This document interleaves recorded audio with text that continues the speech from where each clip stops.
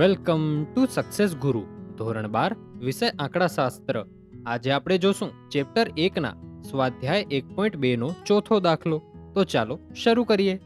સૌથી પહેલા દાખલાની રકમ વાંચીએ. વર્ષ 2010 થી 2015 સુધીના એક પ્રકારના સ્કૂટરના વેચાણના પરંપરિત આધારે મેળવેલ સૂચક આંક નીચે મુજબ છે. તે પરથી અચલ આધારે સૂચક આંક ગણો.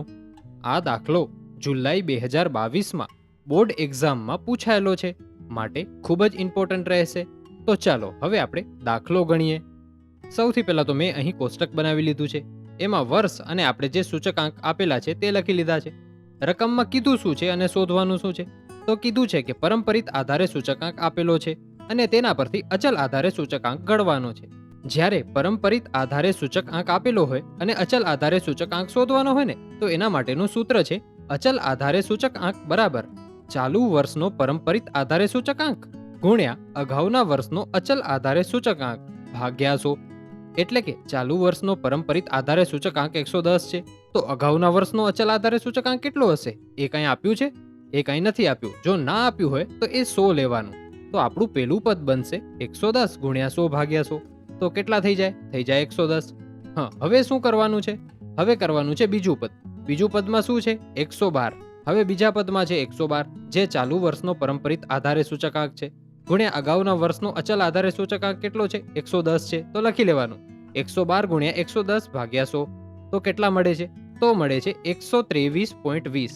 અહીંયા સુધી તો તમે ઇઝીલી કરી શક્યા હશો.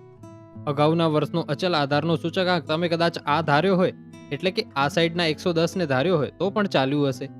હવે તમે 112 લખો ગુણ્યામાં તો ખોટું પડે. તો આગળનું પદ શું બનશે? 109 ગુણ્યા 123.20. કારણ કે આપણે આ સૂચકાંક શોધીએ છીએ અચલ આધારે.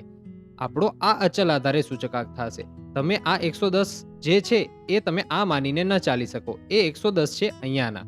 તો હવે આપણું આગળનું પદ થશે 109 ગુણ્યા 123.20 ભાગ્યા 100. તો કેટલા મળે? તો મળે 134.29. કારણ કે આપણા સૂત્રમાં છે ચાલુ વર્ષનો પરંપરિત આધારે સૂચકાંક જે આપણે આપેલો છે, ગુણ્યા અગાઉના વર્ષનો અચલ આધારે સૂચકાંક. તો આપણે અચલ આધારે તો અત્યારે શોધીએ છીએ, તો આગલા વર્ષનો જે આપણે 123.20 મળ્યો એ આપણે આગલા વર્ષનો મળ્યો, માટે આપણે અહીં 123.20 લીધું. હવે 2013 નું પદ શું બનશે? 108 ગુણ્યા 134.29 ભાગ્યા 100. તો લખી લઈએ 108 ગુણ્યા 134.29 ભાગ્યા 100. તો મળશે કેટલા? તો મળશે 145.03. હવે ચાલુ વર્ષનો ભાવ છે 105 અને આપણે અચલ આધારે કેટલો મળ્યો? 145.03. તો પદ બનશે 105 ગુણ્યા 145.03 ભાગ્યા 100. તો કેટલા મળશે? તો મળશે 152.28.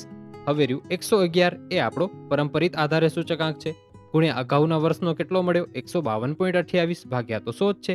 તો પદ બનશે 111 ગુણ્યા 152.28 ભાગ્યા 100. તો કેટલા મળશે? તો મળશે 169.03. આટલું થઈ જાય એટલે આપણો દાખલો પૂરો થઈ જાય. તો આજનો આપણો દાખલો અહીં પૂરો થાય છે. Thanks for watching. આવા જ એજ્યુકેશનલ કોન્ટેન્ટ માટે સબસ્ક્રાઇબ કરો સક્સેસ ગુરુને.